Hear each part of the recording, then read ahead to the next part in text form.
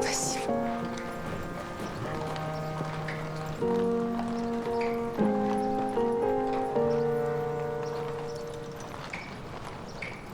День добрый, Полина. Здравствуйте, Яков Платоныч. Цветы должны быть от Антона Андреевича. Вы угадали. Скажите, вы любите его? Я думаю, вы прекрасно понимаете, что для женщины в моем положении Антон Андреевич прекрасная партия. Я спросил вас не об этом. Бывает чувство, от которого кружится голова. К сожалению, я на него уже не способна. Но если вы думаете, что я не могу оценить любовь достойного человека, то вы ошибаетесь. Ну что ж, в таком случае я очень рад и еще раз поздравляю вас обоих. Благодарю вас.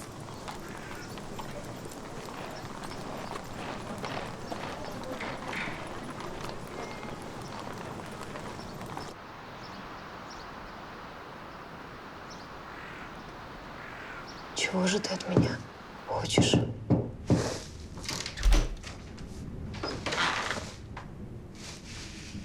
Ты одна, Монанж. А где Мария Тимофеевна? Должно быть, уехала куда-то по делам. Интересно, по каким? Она в последнее время так переменилась. Просто роковая женщина, роковая красавица. Я думаю, в этом заслуга Алексея Егоровича. Рябушинского. Но если мама счастлива, то я за нее только рада. Да. А что ты рассматриваешь? Взгляни. Я думаю, тебе это тоже будет любопытно.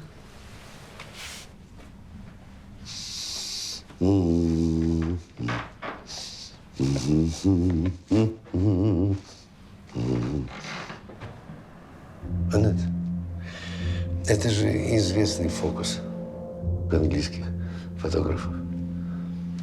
Изображение наносится на пластину, а потом экспонируется. Получается фотография призрака. Но господин Беляев проверил пластины. Никакого изображения на них нет. Ну, фотограф мог применить какой-то другой прием. Мало ли их. Я ее знаю. Она приходила ко мне. Это одна из тех двух женщин, которая сгорела в лаборатории Тимофеева. Да?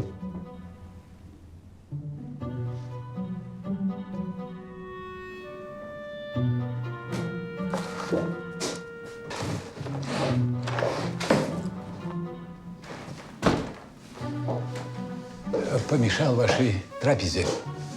Виноват. Не успел дома позавтракать. И из монастырской пекарни. Именно. Наиславнейшая выпечка. Ничуть не хуже, чем Филипповской булочной в Москве. У вас ко мне какой-то серьезный разговор, я чувствую. Начинаете издалека. Да нет, просто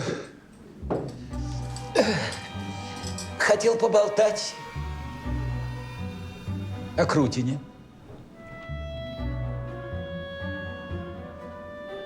Яков Платонович сказал, что вам можно во всем доверять. Простите, Николай Васильевич, я должен был сказать вам раньше, но я не мог. Ну да, конечно. Но вы же понимаете. Понимаю, полицмейстер узнает обо всем последнем. Вообще у нас сложилась славная традиция в отделении. Да. Вам не кажется, с господином Штольманом, что вы давно бы нашли преступника, если бы пользовались старыми добрыми методами? И какие же это методы, Николай Васильевич? Филеры, дознания, обыски против Крутина – все это бессмысленно. Его главное оружие – гипноз. Он стирает память жертвам и своим сообщникам. Ну что, у вас есть какой-то план? Поделитесь. В данных обстоятельствах невозможно придерживаться никакого плана. Ну если нет плана, тогда приступим к нашим делам. Что у нас по поводу убийства в лаборатории Тимофеева? Объявился претендент на наследство некто Ирисов из Москвы. И, к счастью, у него нашлась фотография Тимофеевой. Доктор Милц постарается по лицевым костям черепа идентифицировать ее труп. Но не гарантировал успех. Мне кажется, я ее знаю. Вот меня тоже терзают смутные сомнения, как будто я ее видел в городе пару раз. Да, я тоже ее видел. А где? В Москве. Кафе «Шантан» на Стромынке полгода назад. Как это кафе, как «Чайная роза». Ох, как она отплясывала канкан. Я помолодел на 20 лет. Вы уверены, господин Тимофеев говорит, что на фотографии его жена? Уверен, уверен. Не знал, что и вы, Николай Васильевич, посещаете такие заведения. А вы многое, что обо мне не знаете, Антон Андреевич. Получается, что высокодуховная Елена танцевала канкан? Елена? Елена? Нет, ее зовут не Елена, а Коко, Мими, Катиш. Впрочем, надо послать запрос в кафе «Шантан», чтобы прислали описание всех танцовщиц.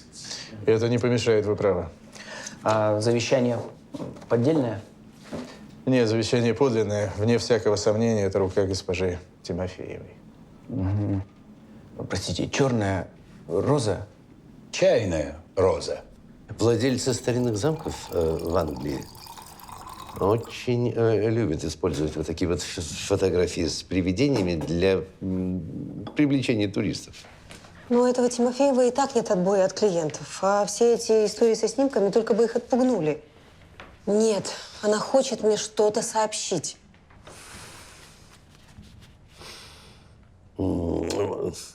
Знаешь ли, говорят, духи начали использовать достижения прогресса для связи с миром живых. Ну, телефон взять, хотя бы, к примеру. Абоненты в Петербурге и Москве утверждают, что умершие родственники телефонируют им с того света. Что? Ну, конечно. Ну, конечно. Ну что? Кинетоскоп Эдисона. Живые картинки. Движущиеся изображения. Понимаешь? Смотри.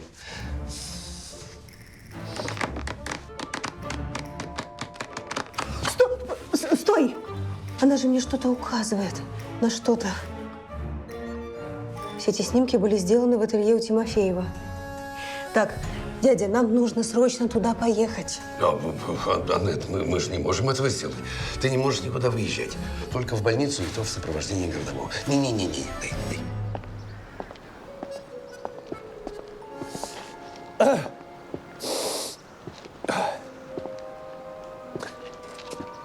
Скучаем, ребята? Никак нет, барин. О чем ж ты думаешь, стоя здесь? О чем полагается, сударь? В чем полагается? Похвально.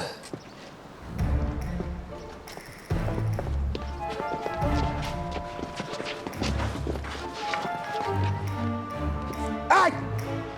Ой! Что ж вы, барин? Ой! Смотреть надо. Не удержал. Благодарю. Что бы мы без вас, стражей порядка, делали? Убивались бы все. Ой! Ладно, счастливо оставаться. Трогай.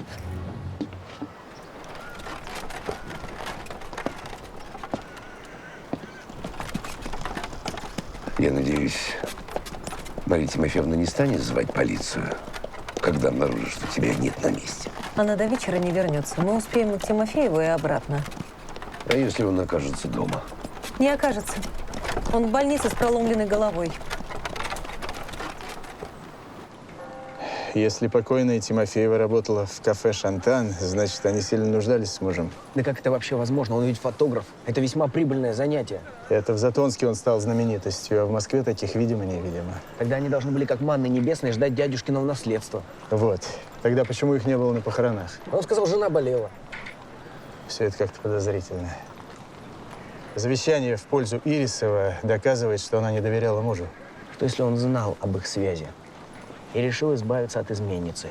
Заодно прибрать к рукам ее денежки. Он подложил в сарай бомбу, а сам отправился в ресторан, чтобы обеспечить себе алиби. Но он знал, что встреча у любовников именно там, в сарае. Или наоборот. Как?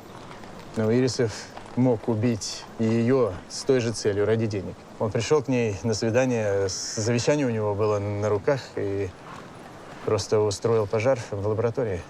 Хорошо. Но все-таки кто другая женщина? Она просто случайная свидетельница или зачем-то приходила к Елене? Зачем? Кто она вообще такая? Свечкина. Господа, танцовщицу звали Виктория Свечкина. Только что срочно телеграфировали из Москвы. Это ее настоящее имя? Ну, уверяю, что да. Вот почему Тимофеевых не было на похоронах. Хотите сказать, что эта женщина выдавала себя за Елену? Вероятнее всего. Любезный, ехали. Прошу.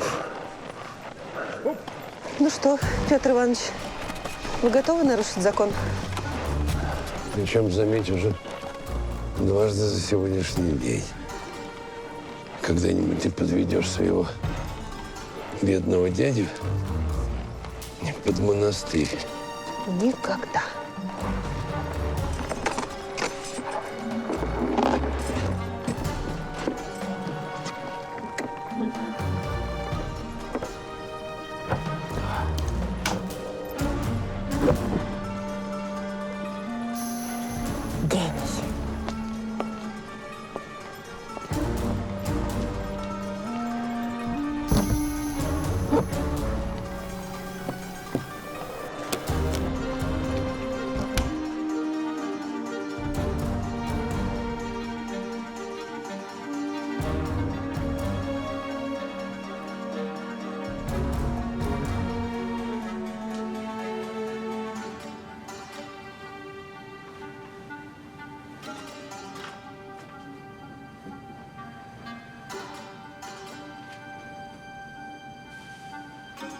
Она указывает в этом направлении.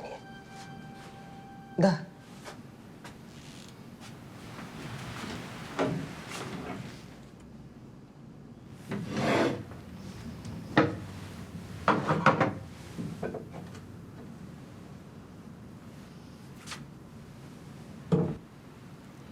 Здесь ничего. Да, значит, перед нами, господа, случай невероятного мошенничества и жестокого убийства. Выходит, что Свечкина и Тимофеев были заодно. Боюсь, здесь вы ошибаетесь, Николай Васильевич. Тимофеев напрасно доверял своей сообщнице, она просто обвела его вокруг пальца. Написала завещание на Ирисова и загнала его в угол. Ведь он не мог разоблачить их, не разоблачив при этом себя. Да нет же, все сходится. Тимофеев и Свечкина отнесли одурманенную Елену в сарай. Потом он ушел в ресторан, а Свечкина по какой-то нелепой случайности или оплошности сгорела вместе с жертвой. Да, значит, несчастную женщину держали дома как пленницу. Теперь мне понятно, почему у Тимофеева нет прислуги. В этом доме Бог ведает, что творилось. Ладно, нужно срочно задержать этого Ирисова и поставьте охрану в больницу к Тимофееву. Поезжайте к нему домой. Может быть, вы еще найдете какие-нибудь улики.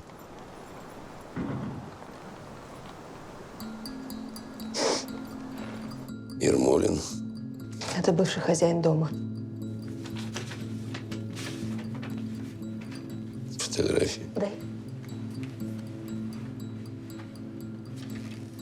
Леночка 12 лет. Леночка 7 лет. Это фотографии Тимофеевой в детстве. И нет ни одной ее фотографии во взрослом возрасте. Знаешь, Анет, иногда самое ценное имеет свойство заваливаться за ящики. Гляди. Оно? Да, вот это, кажется, она. Дорогой дядюшка, посылаю вам фото Елены. Было не просто заставить ее позировать. Москва, 21.08.1894. Действительно, поза какая-то неестественная, как будто Как неживая. как кукла.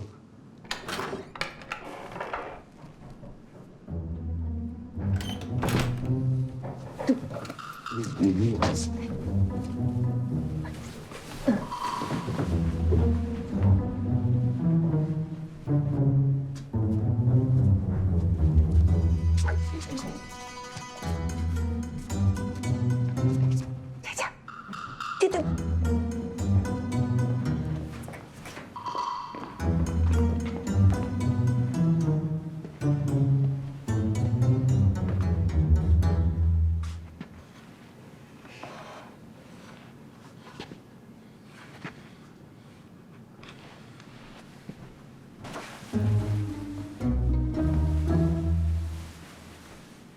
Дядя, ладно, я...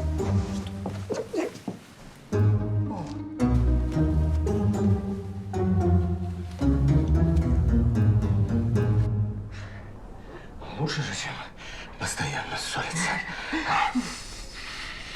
Больше никаких ссор. Ну, надеюсь, что теперь я скоро вернусь домой. Нет, дорогой. Что это еще за новости? Это совершенно излишне. То есть как? Видишь ли, милый, моя жизнь теперь очень сильно изменилась. Я очень много работаю. Я готовлюсь к изданию своего романа. И мне совершенно некогда заниматься твоим питанием, гардеробной и прочими нуждами. Маш, погоди, ты не понимаешь. Напротив, теперь я тебя понимаю, как никто другой. Адюльтер, это так волнительно.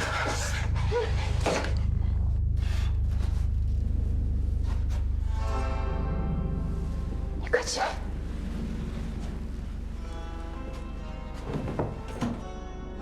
Дядя. Сундук. Открой.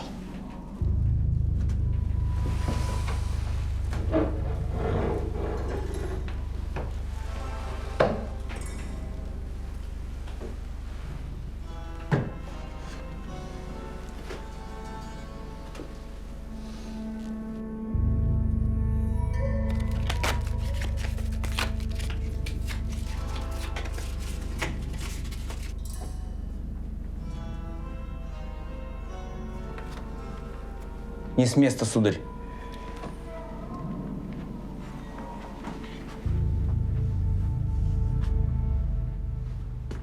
Уберите оружие, господин полицейский.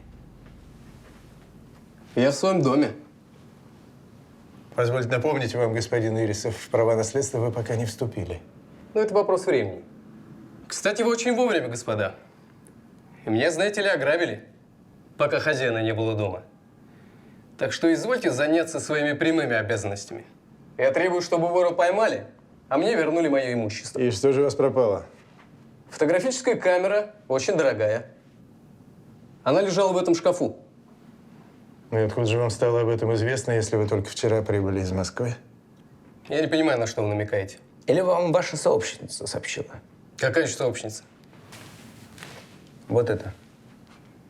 Виктория Свечкина. Это Елена Тимофеева. Это танцовщица из московского кафе «Шантана» «Чайная роза». Да, Елена там танцевала. А вы находите это предосудительным? Ну что ж, ваше право. После смерти родителей Елена осталась без гроша. Они все завещали какому-то тайному обществу.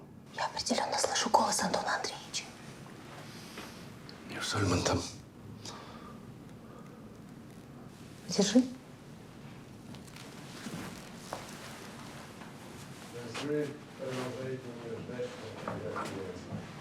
Да. Это Елена Тимофеева. Нет, это не она. Анна Викторовна, Вы что здесь делаете? Кто вам позволил покинуть дом? Если вам будет угодно, вы можете меня арестовать. Антон Андреевич, вот это Елена Тимофеева.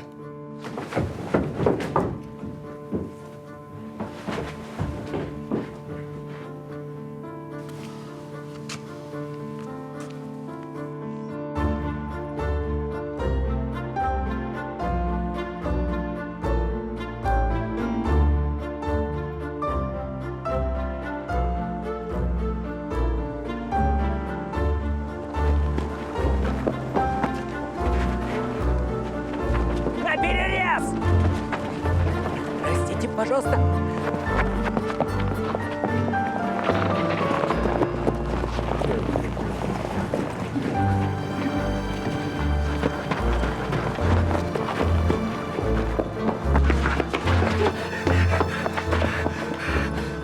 Куда же это вы, господин Ирисов? Мы с вами не договорили. Не понимаю, о чем вы? А вы все поймете. В отделении. Живо, в отделении его.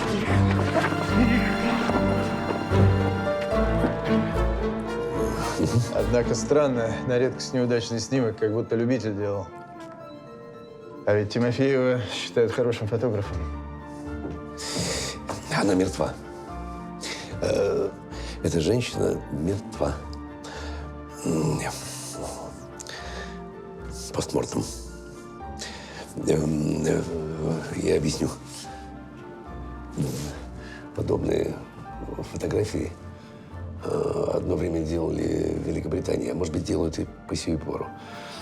Это ведь целая индустрия. Связана с тем, что фотографии стоят дорого, а люди умирают порой внезапно. Я бы сказал, что ли, без предупреждения. Вот. И родственники делают фотографии покойного для того, чтобы сохранить снимок на память. Это… Можно еще раз? Благодарю. Тимофеев обучался в Лондоне. Возможно, там он и освоил этот жанр. Господа, я думаю, вам есть на что взглянуть. Прошу, за мной.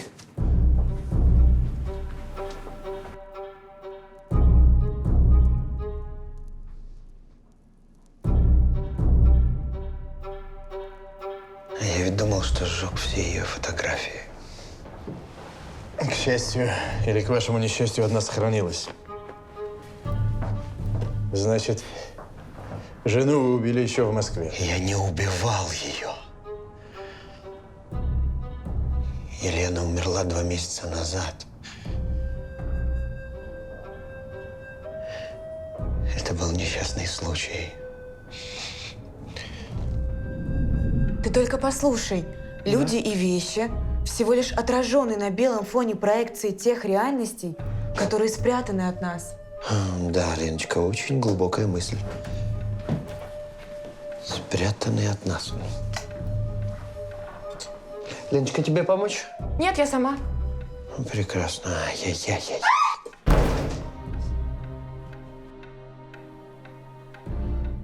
Лен. О, Господи. Леночка. Лен. Она умерла мгновенно. Должно быть, сломала шейные позвонки. Вы скрыли факт смерти жены, чтобы получить наследство. Не ради себя. Я решил исполнить ее последнюю волю. Леночка ждала наследства, чтобы открыть в России филиал Тессовского общества. Это была мечта всей ее жизни. А когда приступ отчаяния миновал, я понял, что должен делать.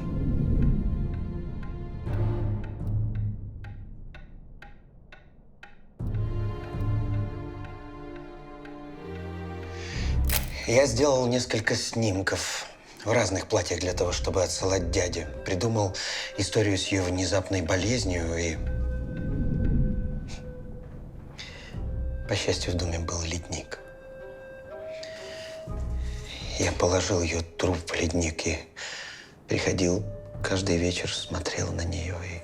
А когда дядя умер, вы перевезли тело в Затонск.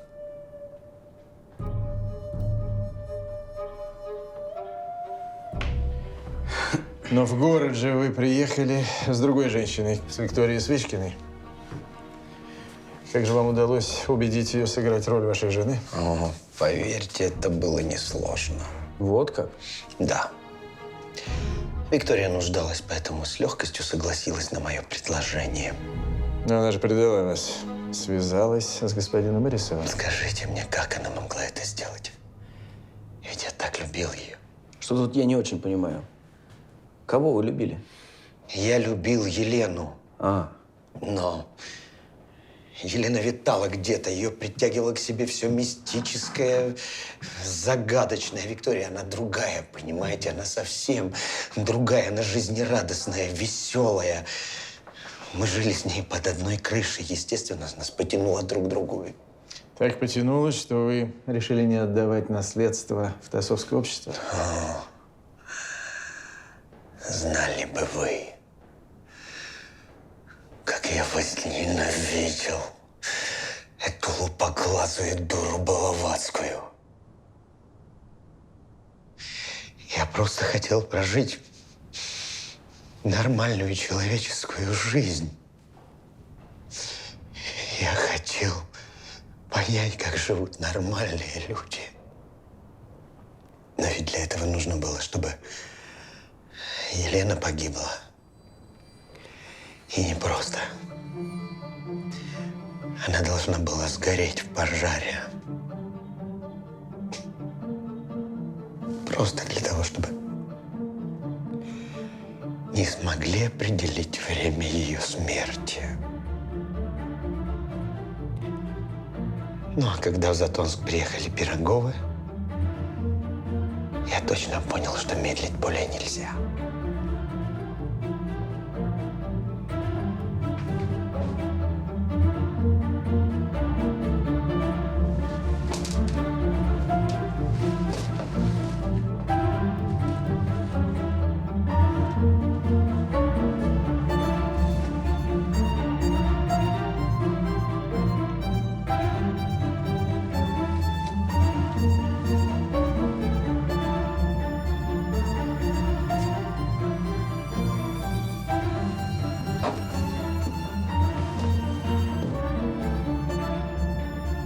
Виктория должна была уехать из города, и через некоторое время я бы с ней обвенчался, но под собственным именем. Я до сих пор не понимаю, как это могло случиться, ведь дверь была открыта, она должна была успеть выбежать. Если только ей не помешал кто-нибудь. Соседка сказала, что видела там мужчину возле сарая. Думаю, пришло время побеседовать с господином Эрисовым. Что?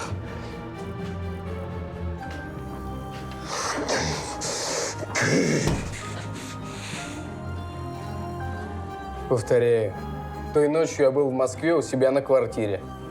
Это мы обязательно проверим, но я вполне допускаю, что вы могли помешать госпоже Свечкиной выйти из горящего сарая.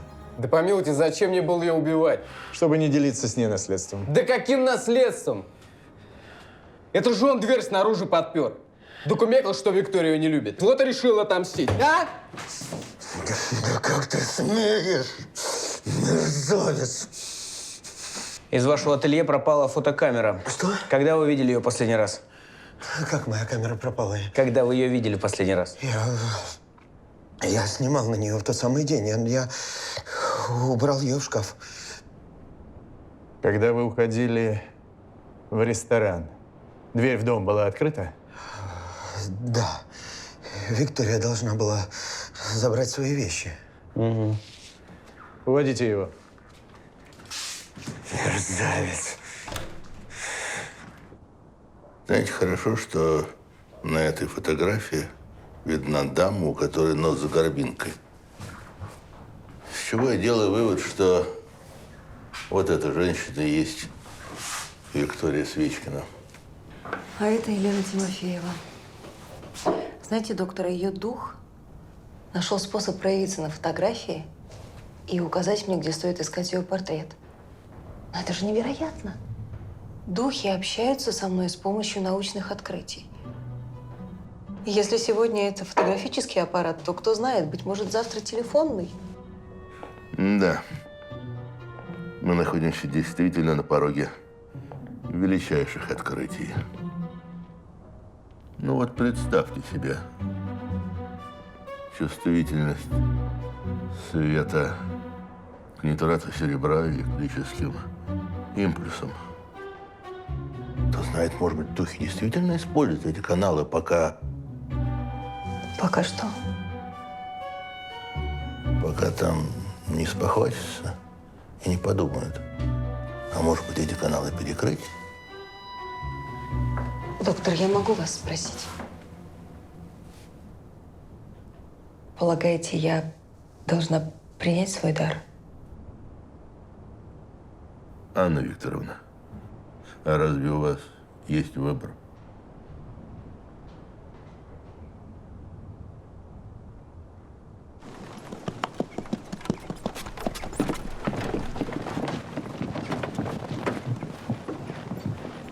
Великолепно.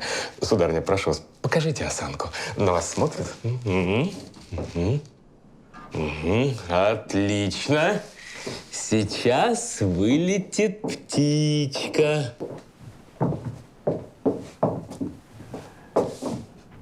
Господин Беляев, нам необходимо осмотреть ваше ателье. Что? В городе пропала ценная вещь, фотографический аппарат. Интерес она могла представлять только для вас. Не волнуйтесь, сударыня. Вас непременно запечатлят, но в другой раз. Извините, пожалуйста. Постойте, вы останетесь. Мы вынуждены обыскать дом. Приступайте. Господа, ну это какое-то недоразумение. Антон Андреевич, что происходит? Вы отпугнете всех моих клиентов. Да, я вас прекрасно понимаю, Егор Кузьмич. Однако распоряжение судебного следователя, он у нас, ну, вы сами знаете.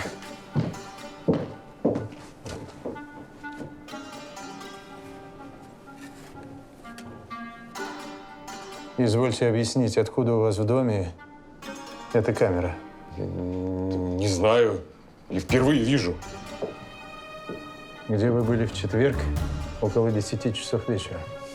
Я был здесь, работал. У меня был срочный заказ. Я отправил моего ассистента ко мне домой, чтобы предупредил, что я не буду к ужину. Так это ты? Ты камеру украл? Простите, Егор Кузьмич. Без попутал.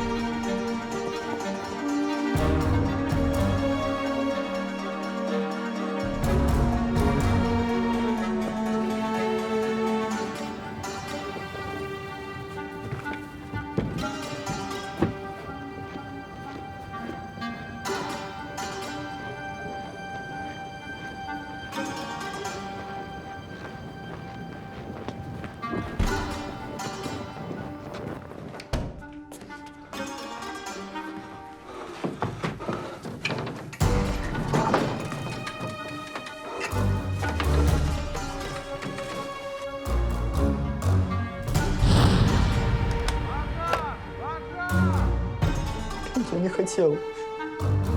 Я правда не знал, что там что-то взорвется. Просто, когда выходит какая-нибудь технологическая новинка, особенно фотографическая, я ничего не могу с собой поделать. Я не хотел ее забирать. Так просто получилось.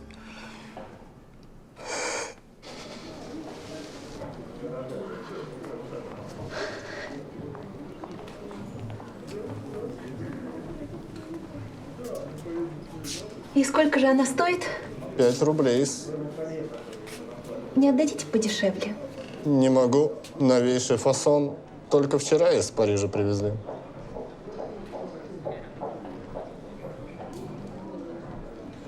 Нет. Эту вещицу я возьму. Упакуйте ее. Будьте любезны. Здравствуйте, Петр Иванович. Лена Гавриловна, вы необыкновенно хороши сегодня. И шляпка эта вам весьма к лицу. Спасибо. Но, увы, она мне не по карману. Видите, как хорошо, что я оказался в нужном месте, в нужное время, что проходил тут мимо. Примите от меня эту шляпку в подарок. В подарок?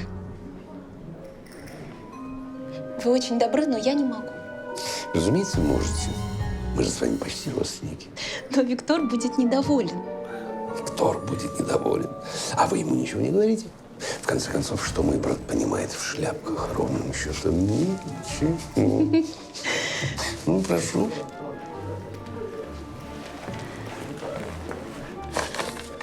Этого достаточно? Более чем. Благодарю. Я вам так благодарна. Ой. Господи, боже мой, какой вы в сущности еще дитя.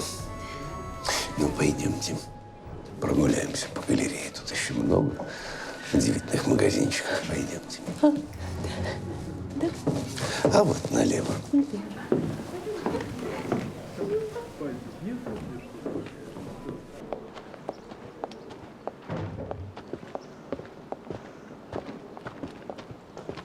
Здравствуйте, Анна Викторовна. Чем обязана, господин Штольман? Я подумал, вам будет интересно узнать, чем закончилось дело о пожаре в доме Тимофеевых.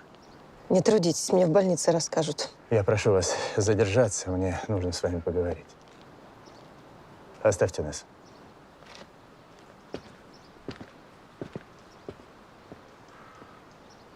Ты можешь сердиться, даже ненавидеть меня, но я не мог допустить твоего отъезда. Это все пустые слова. Могу я узнать, когда вы приступите к допросу о ложных пророчествах и фальшивых чудесах? Ты же знаешь, что этого никогда не будет. Тогда что вам от меня нужно? Не делай этого, не выходи за Клюева. Почему? Я его люблю. Вот как. Тогда вы можете спокойно выслушать меня. Я обязан вам все объяснить. 4 года назад я женился на Нежинской. Мы оба находились под следствием, и ее судьба была предрешена.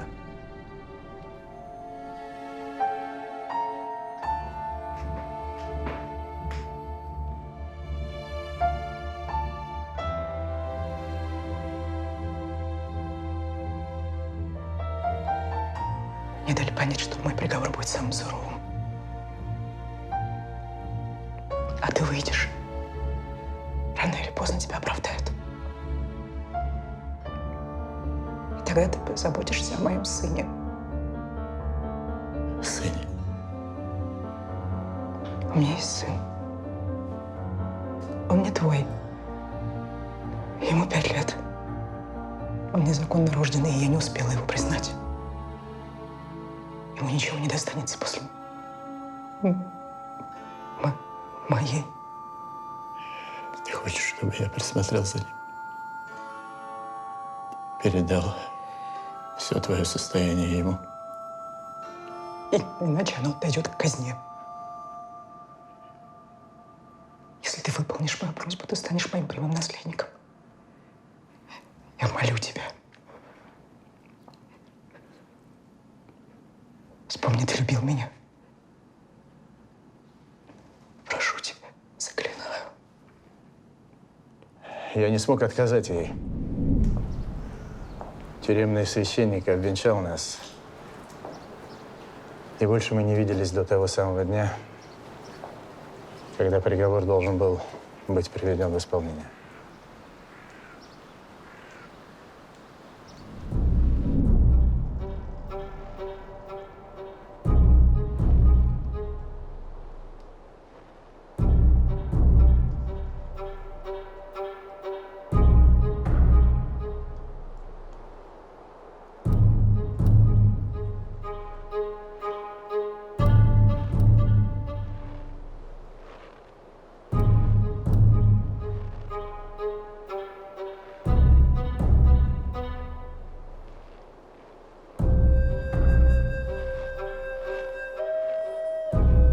Приговором Верховного суда определено Нине Нежинской за совершенные ею дерзкие злодеяния быть казненной через повешение с исполнением приговора утром 2 числа месяца декабря года от Рождества Христова 1891.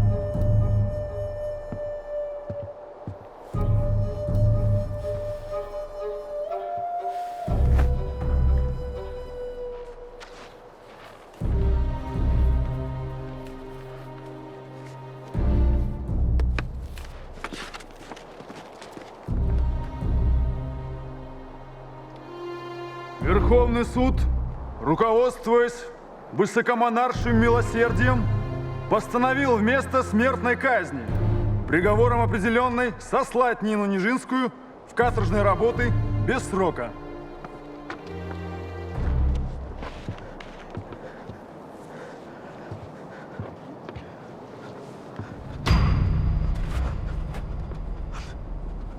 Ее поведение тогда возможно было объяснить шоком, который испытывает человек, однажды заглянувший в лицо смерти. Однако много позже выяснилось, что рассудок к ней так и не вернулся. Она сошла с ума? Ее поместили в тюремную больницу, и один только Бог знает, что ей пришлось пережить. Когда меня освободили, я добился ее перевода в клинику профессора Ланге. Я определил ее сына в пансион. Значит, вы выполнили свой долг? Развод с женой, осужденный на каторгу, разрешен законом, но оставить больную супругу он не дозволяет. А на что же вы тогда надеялись? В любом законе есть свои лазейки, особенно когда за тебя хлопочет на самом верху. Мне обещали развод, если я поймаю Крутина. А если не поймаете? Если она поправится, то пойдет на каторгу, и я получу свободу. Если нет, то буду связан с ней навсегда. Я совершил ужасную ошибку. Нет. Вы самый благородный человек. Я должен был сразу тебе все рассказать. Я боялся причинить тебе боль. Я думал, у меня все получится. Прости меня. Прости, я так долго тебя мучила. Прости.